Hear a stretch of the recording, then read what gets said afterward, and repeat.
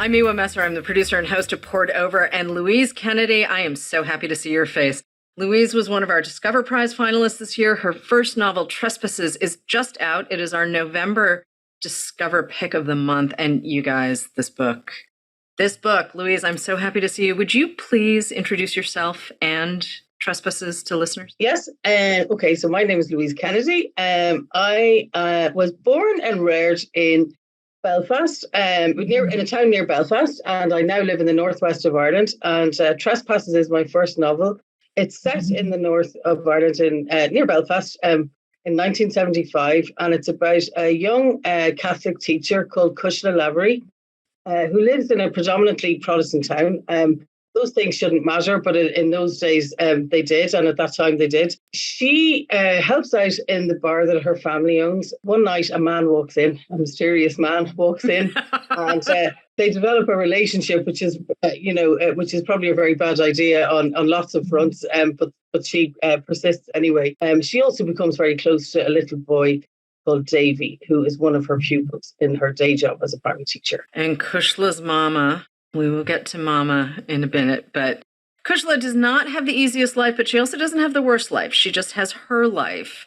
And it's the circumstances around her that make things really complicated. I mean, in the States, we sort of know this period in history as the Troubles. I mean, I grew up outside of Boston, so I feel like I have a little bit of sort of moving knowledge of what was happening. And here's Kushla, though.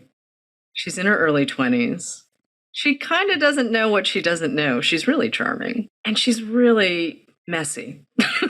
She is kind of messy. I think that actually things are a little worse than that, because she's also very well intentioned, and sometimes that's disastrous. She sort of blunders along and tries to help people and tries to keep all the balls in the air, and I think that is really difficult, in that time, in that place. I don't know if you'd like me to explain some of the context for those times. Yes, please. Yeah. Yes, please. It's funny because people have said to me, "Oh, you've written a book of historical fiction," and I'm like, "What?" It was like during my lifetime. How is it history? But anyway, so I guess that's because I'm 55. But in the late 60s, in the northern corner of Ireland, a 25-year period really of fairly vicious, largely sectarian and political violence erupted. It originated with civil rights marches and then got completely out of hand.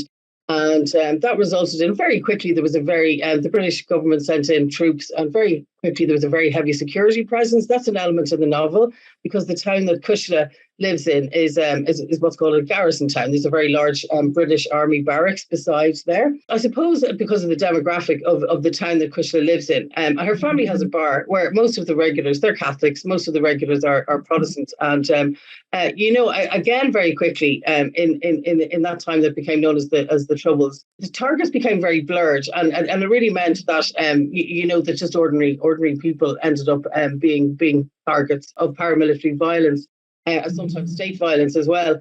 And so Kushla's brother manages the bar. Her father died a couple of years ago, and he really has to tread a very fine line so as not to offend the largely Protestant, unionist, loyalist regulars who come into the bar, and also the soldiers and police who drink there. I suppose that automatically sets up quite a lot of tension. Kushla's brother, too, is very much a man of his time, and he doesn't really see her as anything beyond someone who ought to get married and have lots of babies. And he's kind of like, well, I need your help at the bar, so just be useful and whatnot, but really hurry up and do the thing you're supposed to do, because I really can't keep watch over you and my own. He's married with children, and he's... So we've got this sort of element. I mean, the 70s were not that long ago, and yet in some ways they were a long time ago. Yeah, I really wanted to show that, because I think I think that, I really remember, from television and just from general things, the very, very casual but really pervasive sexism that there was. And, the people brushed up and called it chauvinism, as if because it's got a French word, it's a bit cute or something. And I think that, Kushla's subjected to that, even though she's educated and her brother isn't, he doesn't take her seriously. And really, he just wants her to, as you say, come in, throw out a few pints at the customers and smile at them, and then look after their mother, who is kind of falling apart. Yeah. I think as well, with regards to Kushla, I think it was an interesting time for women in Ireland because, as a Catholic woman in Ireland at that time, it would have been expected that she would stay at home, remain a virgin until some lovely Catholic man came along and married her, and that she'd be sort of very pure and Irish and everything. But also it's the 70s, and also she's been to university, so she knows there's another world out there, and I suppose that her kind of burgeoning sexuality is really quite problematic in those days. So I kind of wanted to show that too. Was Kushla the first character who showed up for you, or did you know that you wanted to think about the period and talk about the period first, or did you need her to sort of focus the novel before you could Michael even start? Actually turned up first, interestingly, because Kushla has appeared in various guises and things that I've written before, and she appeared in a short story that I wrote.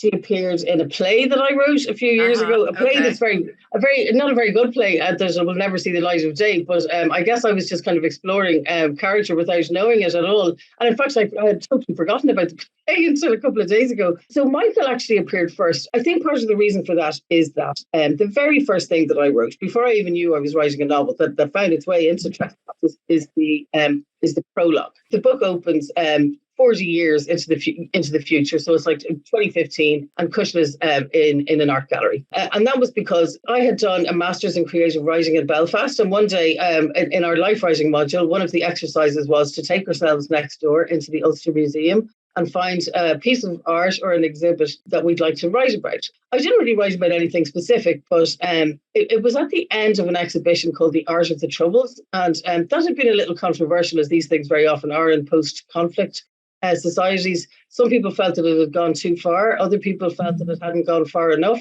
It just made me think about how maybe art could be used to say things that are really unsayable in a place where people are obsessed with language and obsessed with identity, and where language is so problematic. So I think I'd started to think about this character perhaps had been, represented in a piece of art. But it took me a while then to kind of figure out what that piece is going to be. And since this is airing on your pub date, I'm going to just drop a little editorial note right here and just say, Michael becomes Kushla's lover.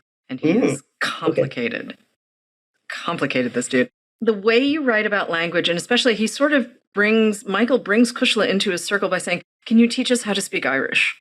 Mm-hmm. And so she comes ostensibly to give language classes to a very tight circle of his friends, some of whom are kind of like, this is great, and some of whom are giving her a hairy eyeball and saying, why are you here? Yeah. You think you're, okay. And watching all of those relationships play out, because part of what you're talking about, too, in this novel is class. I'm really interested in that. Come from money. Yeah. Well, I'm really interested in that because I think that in a society that's already divided along particular lines, in the north of Ireland in those days, there was fairly systemic sectarianism, where one section of the population was largely doing a lot better than the other because they had advantages in terms of access to employment and housing and various other things. So that would be the, roughly speaking, Protestants. It would probably coincide with a few. I think the term used now is Protestant Unionist Loyalist because it sort of encompasses more things. I suppose now because maybe the religion is less important. But Kushla belongs to the other community, which is the Catholic community. And that's the community that is disadvantaged in lots of ways. However, there is a class system that operates within communities like that. And Kushla's family are middle class. In that they have a bar. I think it's sort of interesting that the Catholic middle class really was made up of publicans, people and wine and spirit merchants, people who sold booze, bookies, people who provided gambling services, and a few doctors and lawyers. And part of the reason for that is that these were businesses that upstanding kind of Protestant establishment didn't want to be involved in. So those were the businesses that were left. So Kushla's family, they have a bar. I didn't do it on purpose, but I think that maybe subconsciously I was introducing Davy's family because his family really are the very bottom of the rung. The father has no work. They live in a majority Protestant, fairly rough housing estate, and he's bullied at school. He's almost untouchable. And I think that there's very often a child like that in every class, and every classroom, should I say. So, I was just interested in what would happen if, Kushla's aware that she's kind of top of the rung in her community. But what would happen if you take her out of there and then place her with these people who actually are a bit posh and who genuinely are middle class? it's not just her coming of age, but safety. And her search for safety is a really big piece of her story. And, here she is trying to help Davy, this kid in her class. And, Michael's swanning around and he's quite fabulous. And she's, mooning for him. But she doesn't know how to keep other people safe. And she certainly can't keep herself safe because it's all out of her hands. And she's really, she's young enough to think, well, I can do things and I can help. And in some cases, she actually makes things worse, fully unintentionally, fully unintentionally. So can we talk about balancing story and character? Do you just let your characters sort of do what they need to do? Or are you saying, I think, where are we going? Yeah, I'm not a plotter or a planner. Right. There's a significant moment in the book, and I knew that was going to happen. I didn't quite know how I was going to get there. Also, the relationship with Davy and his family ended up becoming more important than I envisaged. And I think as well, I had to do things with Michael's character because in the early draft, he was way too matinee idol and I had to mess him up a bit. So I think that's why, the pipe that he smoked that seemed very dignified started to get replaced by, cigarette after cigarette. And, there are a lot of empty bottles of whiskey around the place. And Kushla's not the first, relationship that he's had outside of his marriage. So I had to mess him up a little bit just, for lots of reasons. Yeah, I didn't really think about it. I think I just kept writing and writing and writing and hoping that it was going to be okay in the end. And it was quite a long time before I showed it to my editors. And I suppose really what then had to be done was that at one point there were two characters who did the job of Jerry, Kushla's friend Jerry, her fellow teacher. Kushla in previous drafts had a friend as well. So, but they were performing the same function, and Jerry had better lines and was actually more likable. So anyway, so the friend was abolished, and Jerry stayed, and is probably a fuller character. So yeah, I don't know. I think I just really very much tried to pay attention to kind of the textures of the world that she lived in, and I really thought about the constraints. I guess it's a constriction, really. And trying to stay within that, and just hoped that it would sort of see its way through. Yeah. So 1975. There are people who think that 1968 was sort of the only watershed moment in sort of global history. There was so much happening, especially in the States, but we certainly weren't alone in that. But the 70s are such a wild, weird period everywhere. And we saw places like Iran and just everyone was trying to open up. Vietnam started to peter out. Was it 1975 and stuff? 74, 75. Things were happening in Europe. There were terror attacks happening in Italy. The Basque separatists had been bombing all around the place. And things were really quite uncertain. I think that maybe the student movements of 68 did throw a lot of things into question. Certainly my experience or my memory of it, and I suppose this is in my own sort of closed little world where that things were kind of going mad. Yeah. But Munich 72, obviously. Yeah. There was just so much when I look back on it. It's kind of an extraordinary moment where everything is busted. Everything's busted and we're all trying to move forward. And Kushla really is so representative of that because she's just trying to live. She just wants to live her life. And that priest at her school and the headmaster. The priest. Those dudes, bad dudes. Bad dudes. And obviously also men of their time. It's not like they woke up and decided we're going to be, super villains. We're going to be selectively horrible. No, I agree that they are men of their time. I think that maybe something happened, particularly in the south of Ireland, which really ended up being a very closed theocracy for until relatively recently. But certainly among the Catholic community in the north, the priests and bishops had way too much power. And they had power over everything. I also would argue that they had power over kind of women's lives to a huge extent because women went to confession. And these celibate men were listening to all of the women's kind of secrets, and they weren't supposed to use contraception. The priests heard all of this, and I think that they really ended up having a huge amount of control over women's lives. Certainly, as employers, they would have had a lot of control over Kushla. Who she's working in a school that's slightly outside the state system. Run by a board of management, probably of the priest and the school principal, and probably quite a few other men. And she really keeps hitting well. Jerry's great. He's great. Jerry's great. I love Jerry. Very, very happy that Jerry is in Kushla's world. She needed Jerry, really, I think, because otherwise she would have been really terribly lonely. And even though he doesn't understand what... he's really quite unaware of the risks that she's taken with her life, right, and the way that she's sort of stepping outside of her remit, I suppose. But he is there. He suspects, and he is there to support her when when she needs it. So yeah, he's great, and also he has quite a few good lines, I think. As well. Yeah, he totally does. Many of your characters have very good lines, but here's the thing, though. Jerry knows that she's crossing lines, and I mean, yes, he doesn't know the full extent, but he knows that there are transgressions happening. Does she know? I mean, outside of Michael, does she know? I mean, she really thinks she's just helping Davy and this kid needs someone, but she's kind of making things worse for him. And she is really making things worse for him, but I think she is doing it with the best of intentions. But she thinks that, to intervene sometimes and speak to the principal, and really all she's trying to do is to get help. But I think that maybe in the course of the story, Kushla begins to really understand the extent to which everybody is constrained by their position in life, by their class, by their religion and so on, and realizes that it isn't just about the violence. There are very sort of strict social structures as well that she can't step outside of. For Kushla to have a relationship with Michael, who is a lot older, he's a Protestant and a barrister and married. These are all lines that she crosses, for the times. It's not shocking, but I would be profoundly uncomfortable living in this kind of situation. There's no separation of public and private in Kushla's world. Everyone knows everything. I would lose my mind. Oh yeah, the small town thing, absolutely. I would lose my mind. That is definitely a thing, where she really doesn't have any privacy at all. And that to me is also a signifier of not having any power.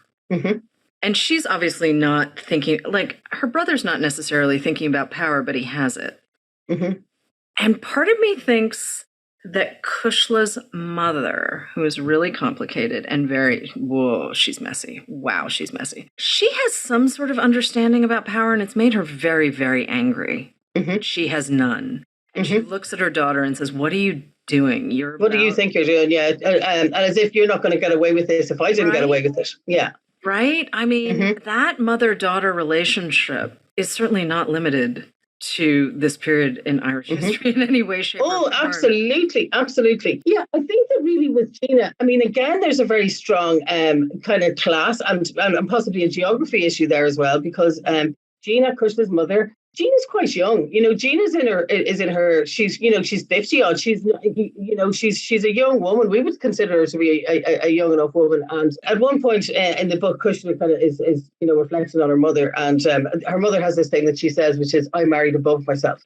So within this kind of fairly this like subclass, I guess, of Catholics in the north of Ireland. Kushla's father came from a family that had, a few bob. They had money. And Gina was a good-looking girl from a back street who ended up marrying, as she says, marrying above herself. That's all fine when her husband is there and she's swanning around the place and she likes to, put on lipstick and wear a fur coat and she has a relatively nice home. But then her husband dies and just leaves her there. So she doesn't even get to take control of the pub because her son comes in and takes it from her. So she really still doesn't ever have any agency at all.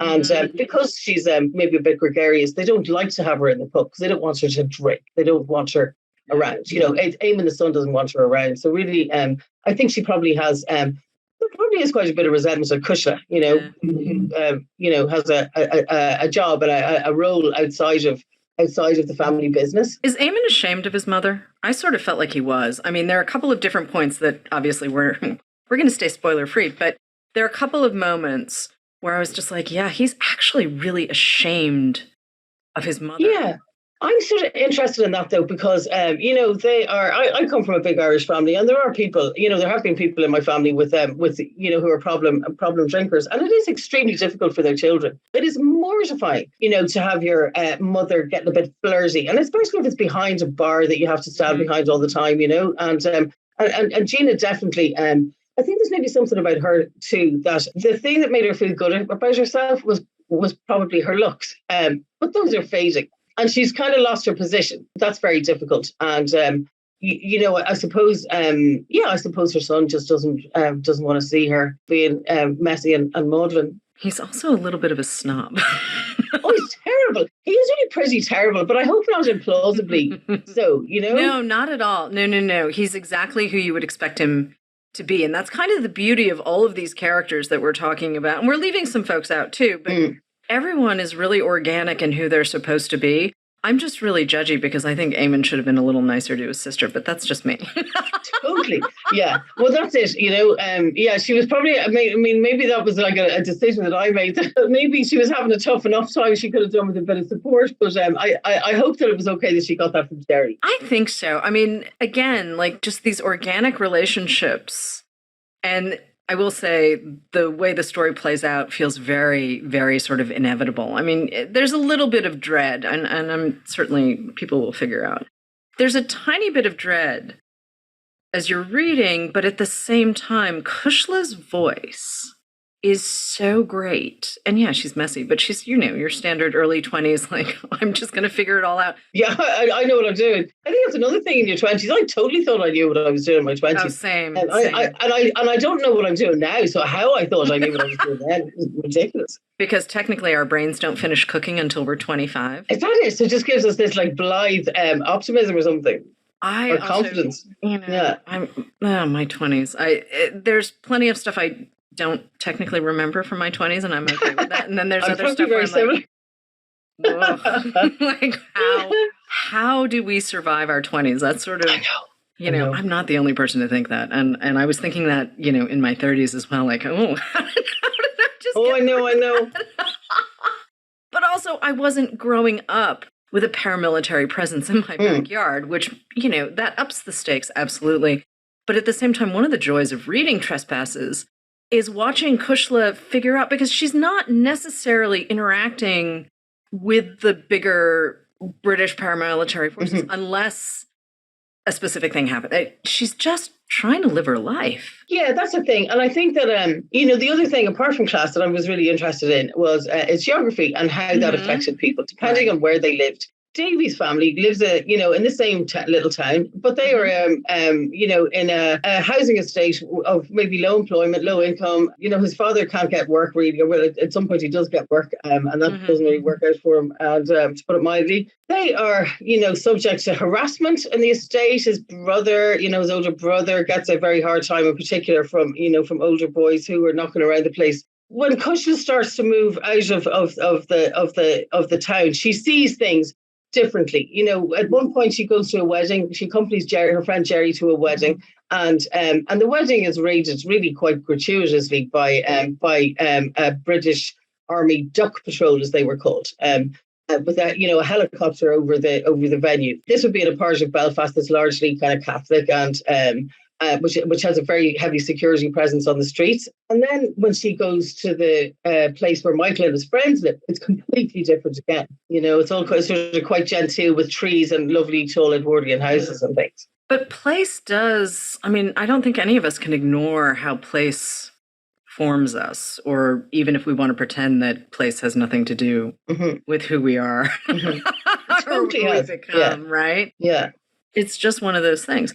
But you've been living with Kushla for a while. You said she started as a character in a play and she was in a short story. You've been writing for a while. So how long have you been walking around with the story in the back of your brain before you finally put it down on paper? I think that I didn't really know what I didn't know what the story was, but I think that Kushla possibly has been knocking around. I didn't start to write at all until 2014. I hadn't written before that. I think that probably in 2015, Kushla made her first appearance towards the end of 2015. Yeah. Okay. Here's our girl. We have lots of booksellers who are really attached to Kushla. It was really kind of great getting all of their notes from around the country, and everyone she was the person that we all sort of latched on to without a doubt. And it's funny, you actually answered a couple of questions. I had asked a colleague out in the field for her questions, and well, we've covered them, but I will say that Sarah said, when I asked her what she wanted me to ask you, she said, everything. Oh, I love it.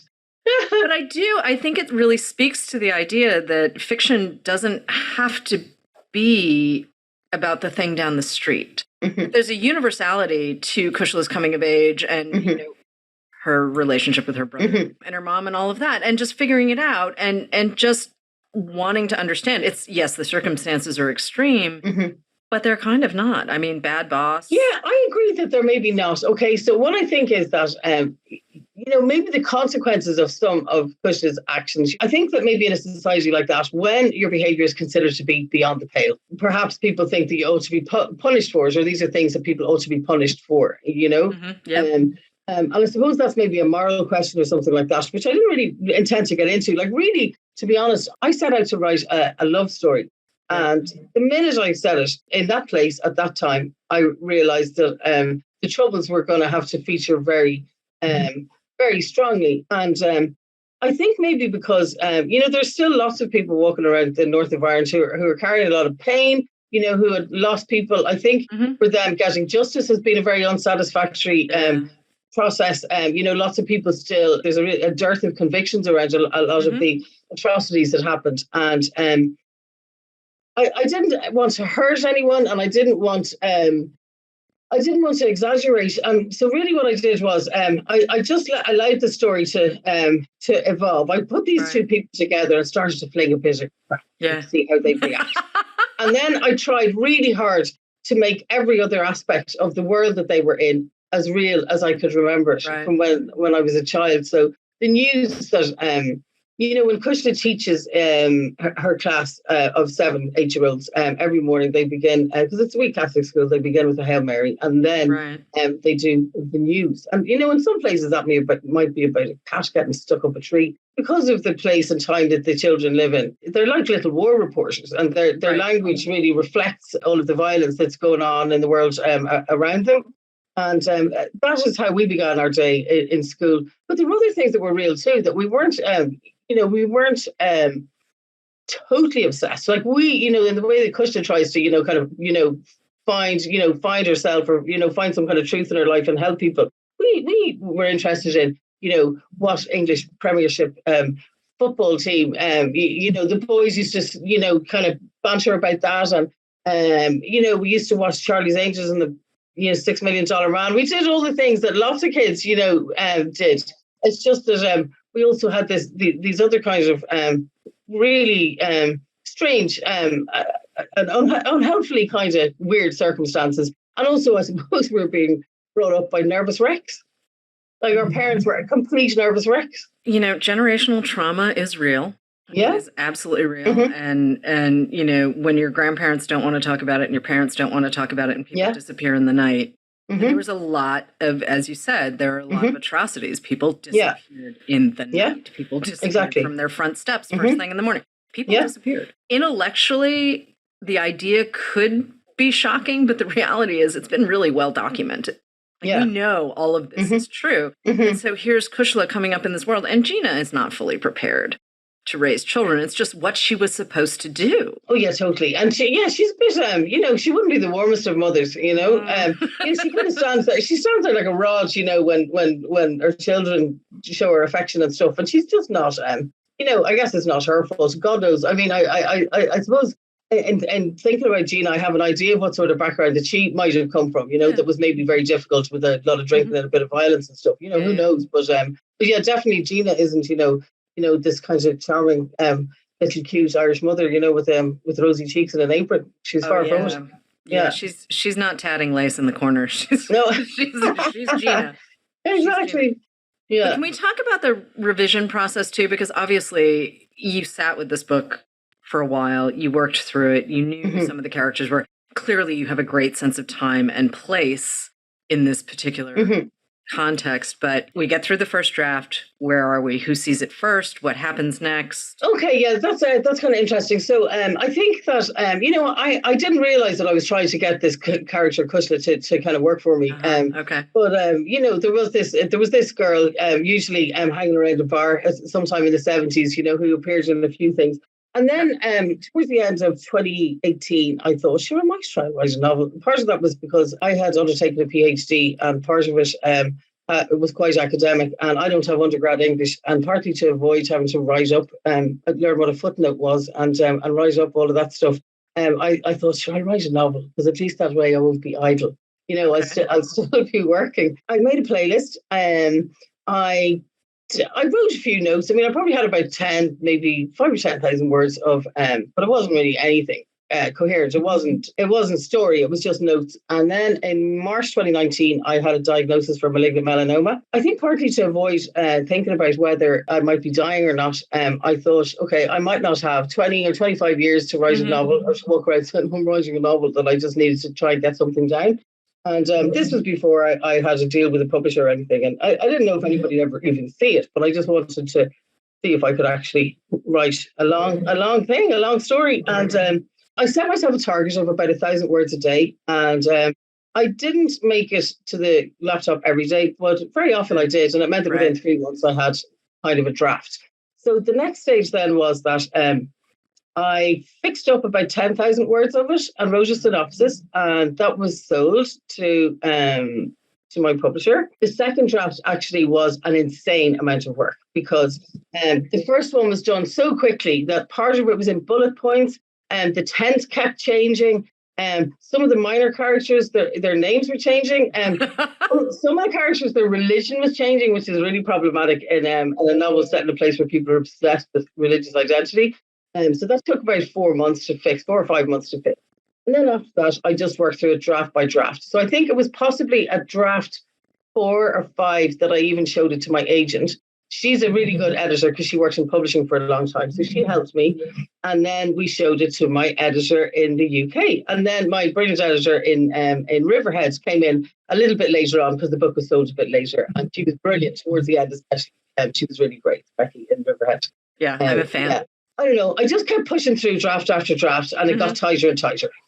And when you say tighter and tighter, are you talking about story? Are you talking about your characters? I mean, I'm talking about story, really. Yeah. Okay. I mean, I think that things in the very early drafts, it was quite loose, and I had written some scenes, and they were probably entertaining enough scenes, but really all they were doing was revealing character. They weren't actually progressing the story. So some of those had to come out. There were other things that had to be part of the setup, and those had to be kind of front-loaded, they had to be moved up to the front. So there were a few things like that. So I got very few line edits. I think I'm so terrified. I don't know. I don't really get that many line edits, but there were structural edits. Yeah. Are you a linear writer, or are you just sort of doing what you need to do in the moment and then figuring out how it all comes together? With Trespasses, it was completely linear, but normally it might not always be like that. The short stories that I write, it sort of depends. I guess it's different for everyone, but I would when I approach short stories, it would very often be to really inch my way along through it, and then when I'd open it, I'd go back and edit. So that in itself can be problematic, because it can be quite hard to move forward. So maybe it's just about me being afraid to move forward, because very often I'd have only a vague idea of what the story is about. But you can end up, you can go too far with those sorts of edits at the front. So you sort of have to back off a little bit, otherwise it can be quite kind of tight and airless. So with this, it was a completely different approach, because I just thought if I inch my way through a novel, it'll take me 90 years or I won't be here, So it was a different approach. And the story collection sold in the UK, but is the story collection coming out in the US? It is after this book. Yeah, okay. Riverhead. Riverhead will publish that as well. Yeah. Yeah. I really want to read those stories. Oh, do you? Do you like short stories? I really love them. I really do. Yeah. And, we're in a moment now, and I say this all the time, and regular listeners will know this, but if you're standing online, you can read a short story on your phone. And I think as well that you could take quite a bit of time over a short story. You can go back. I don't know. There's all kinds of stuff. I think it should really suit us. Yeah. Short stories done well are extraordinary, and you can fit an entire novel in 20 pages. Well, you totally can. And also, I mean, I think probably some of the most memorable things I've ever read have been short stories, where there's just like a moment where you go, oh my God. And you just never forget it. I think that with a novel, you have a lot more license, really. It's a bigger canvas, absolutely, and you can play with time more. I mean, you can certainly play with time. You totally can. And it does require quite a big machinery, but you can sort of keep that going and then go back and fix it. Whereas I think a lot of it with a short story almost is about tone, that you have to set that up really, really soon and try and hold your nerve with that all the way to the end. I think that a lot of the power of a short story can be in that. And then obviously as well, you have to, the images you have to be very selective about images. You can't kind of go mad with it as well, because they become, in something so short, they become very symbolic. So you've got to be careful. And so I think it's great training. It requires a lot of discipline, but really great training. It's totally worth it. It's absolutely, because also you have to work with a smaller cast. Yeah. Totally. Yeah. You can't get away with a cast of thousands. And by any means. Yeah. I think that was a mistake that maybe I made in kind of the early days in the writing group that I joined, that I was probably trying to novel into about 5 pages or something. Millions of characters until I was confused, never mind any poor person who happens to have to read it. Have you started working on the next thing? I mean, that is... I have started working on the next thing, yeah. So it is going to be one of the characters from one of my short stories, who I feel I have unfinished business with. And she's a pretty heedless young one in the short story. And I think that that aspect of her character isn't going to change an awful lot as she gets older. And she's going to make things very hard for herself. Oh, I would really like to meet her. I like the heedless ones. The heedless ones are always fun to read. Yeah. It's not great for them, but it's really fun. No, it's not. But it's hopefully it's going to make good fiction. And speaking of reading, can we talk about who you are as a reader? Who are some of the regulars that you reach for? Who are some of the writers who've helped make you Louise Kennedy, novelist and short story writer? So I think that probably a writer who is, I think, disgracefully out of print, who's a huge influence on my writing, both in the short stories and for Trespasses, is a writer from Belfast called Anne Devlin. Okay. And I think there's still copies of her book available secondhand. They're around the place. So Faber and Faber in London published a collection of her short stories in, I think, 1985. And it was called The Waypaver. The stories are set in Belfast in the 80s, and there's just something about, as I said earlier, the tone and her use of dialogue. There is tremendous menace kind of suggested somehow, without anything explicit or without you ever seeing anything terrible. And there's one particular story in there, in that collection. It's called Naming the Names.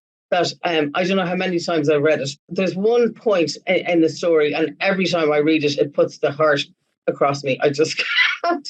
I'm still like, but it's done so subtly. So I think that's great. Another writer who I really, really, really loved reading for a long time. I was a bookseller briefly for a couple of years in the early 90s. Okay. And I really loved Ellen Gilchrist. Yeah, that's a name I think she's great. In a minute, but she is very, very subtle. I think she's great because I think there's a really brutal, savage humor there as well. And then also sort of sudden bursts of violence almost, And also I think that she does very interesting things with, maybe with class or just with this world that she builds with these families and the cast of characters who come in and out. I really quite like that. Yeah, it's been a while since I've read her. I mean, in the 90s, she was sort of someone that we all read, even dudes read Ellen Gilchrist. It was one of those things where, and I was a baby bookseller at that point. Yeah. So we were, reading everything we could get our hands on. But I have not heard her name in a really long time. Yeah, she's great. I had to do some research for my PhD a couple of years ago, about 3 years ago, in an archive in the University of Arkansas in Fayetteville. And apparently she has a position there. I think she's quite an elderly, she's quite elderly now, but I did have to confess that I did spend, a week wandering around Fayetteville, sort of vainly hoping that I'd bump into Ellen Gilchrist or maybe Lucinda Williams, who had an association with the place time ago. But sadly not. I just met some very nice, helpful librarians. That was it. Yeah. Well, everyone needs helpful librarians, especially when you're doing research. What was your PhD in again? So my PhD, it was a creative writing PhD, but about half of it was I had to produce some creative work in response to a thesis, and mine was to create a biography of a very forgotten Irish writer called Nora Holt, who she published like 27, 28 books. She was born in I think it was 1898 and died in 1985. And when her books were being published, she was published by Heinemann. She was reviewed in the Telegraph, the Times, all of these papers. And yet her obituary in the Irish Times, a Dublin paper, like the city of her birth, was about that length. And she was virtually out of print. She produced 28 books. They're not all masterpieces. How could they be? But there's one particular collection of short stories, which I think is unbelievable. It's called Poor Women. And it is available. I think it was reissued with quite an academic introduction a couple of years ago. But yeah, Nora Holt, Poor Women, absolutely shocking stuff. It was published in 1928. And Holt's preoccupation really was with women who she described as unsheltered. Really, she was interested in how women stayed respectable, women who weren't under the protection of a man in a country that really had just come out of Victorian times, you know. And up until World War One, really, Britain might as well have been Victorian. It had changed very little from the 19th century. But then women found themselves, you know, there was a slight shortage of men after the war, not as much as they suggest, really. Like, in actual fact, it was in particular classes, but there was a bit of a shortage of men and a lot of widows. Things had really kind of been thrown up in the air, and there were a lot of women who were trying to support themselves. And just read about how very difficult it is to stay respectable without a man looking for you. Yeah, not looking for you, looking after you. So yeah, that's radical for 1928. Oh yeah, one of the women is a prostitute, and she's got the flu. And you know, I'm saying prostitute because this is the word that she would have used. But you know, she's a sex worker. She's got the flu, but she can't pay her rent, and her landlady is this very unpleasant woman who's banging on the door. And she, you know, the woman literally has no food, so she has to take to the streets in London. And you know, she's older than the other women who are on the streets, and you know, parts of it are kind of funny, but it's completely devastating. You know, yeah, really interesting stuff. And there's a through line too to Kushla and Gina in Trespasses. I mean, they're essentially trying to figure out what the world has for them.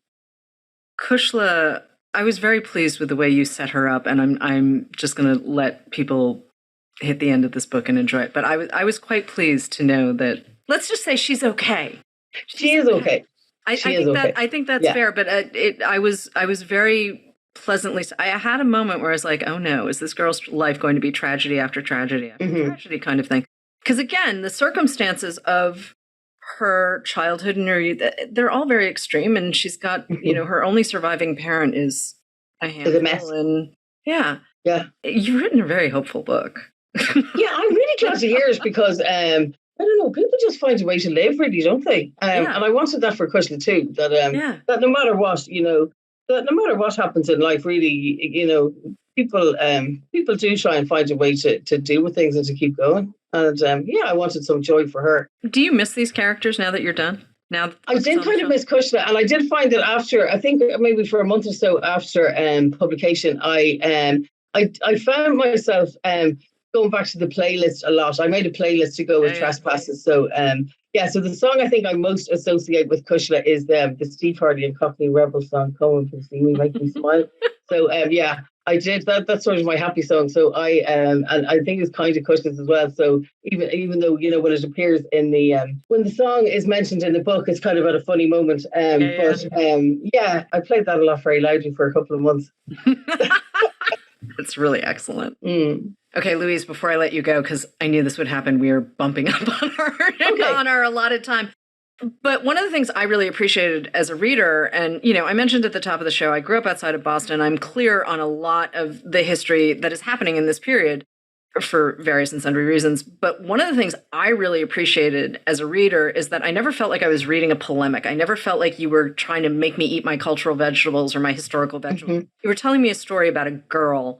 And she is a girl. I'm sorry. She's a young woman, but she's very young. But for you as the writer, what's that balancing act like? I think it isn't something that I did deliberately. What I wanted to do was to tell the truth, and I really believe this is that the period that they called the Troubles was terrible for everybody. It was terrible for the young men and women who got involved in paramilitary violence or as perpetrators. It was terrible for people who ended up in prison. It was terrible for the police. It was terrible for the British soldiers who were very young, who were sent to a place to do some very heavy-handed sort of patrolling.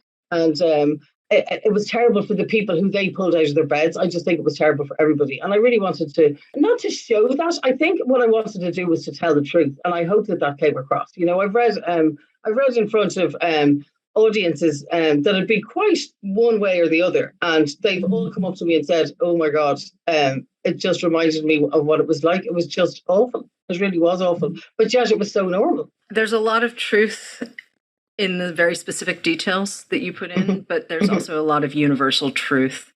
Just the humanity of your characters. And I think that's really important to remember, that it isn't, the place, of course, informs, the time, of course, informs, but Kushla and Michael and Gina and Eamon, and they are who they are because they're also part of this time. And I think, conflict has a tendency to coarsen people. And I wanted to show that not everybody gets, that kind of corrupted, and that, some people still most people try to stay sort of true to themselves and to behave decently and just to find a way to love and live and be happy. And you did all of those things in Trespasses. Louise Kennedy, thank you so much. Trespasses is out now. It's our November Discover Pick of the Month. Thank you so much for having me.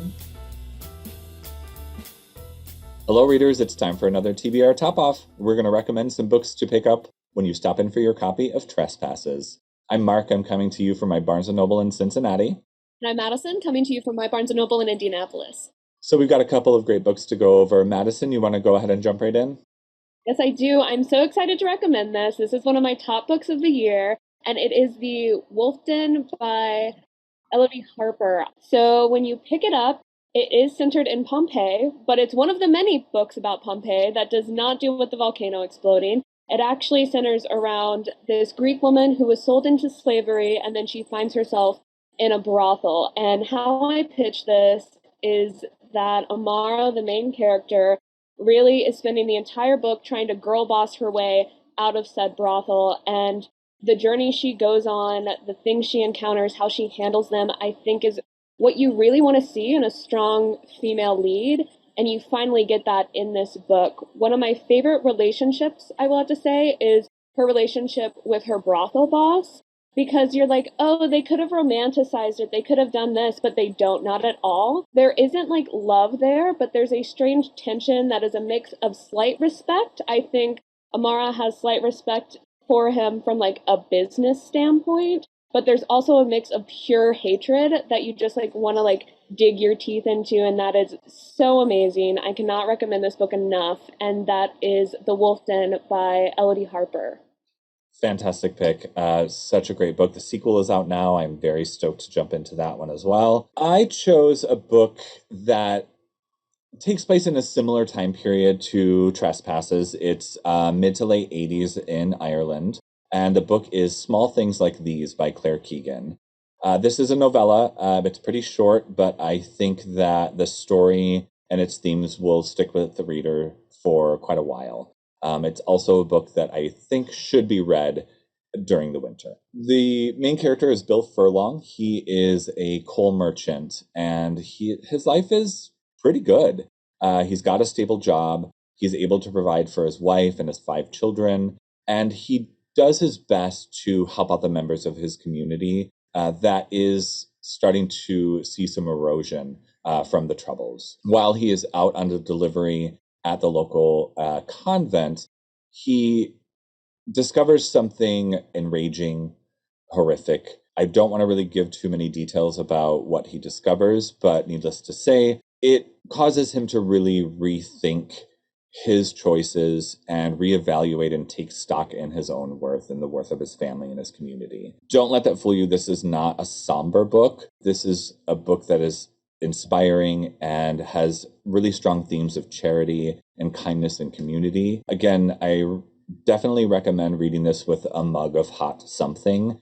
It does have some Christmas leanings going on, but I think anybody who needs to warm up when it's cold outside can really get something wonderful out of Small Things Like These by Claire Keegan. That is all we have for today. Thank you so much for tuning in to Poured Over. Please make sure to give us a rating and subscribe so you never miss an episode. You can also follow us at Barnes & Noble. Pretty simple. I'm Marc. You can follow my home store at BN Westchester. And I'm Madyson. You can follow my home store at BN River Crossing. Thanks, everybody. Happy reading. Bye-bye. Thank you for listening. Poured Over is a Barnes & Noble production. To help other readers find us, please rate and review the show wherever you listen to podcasts.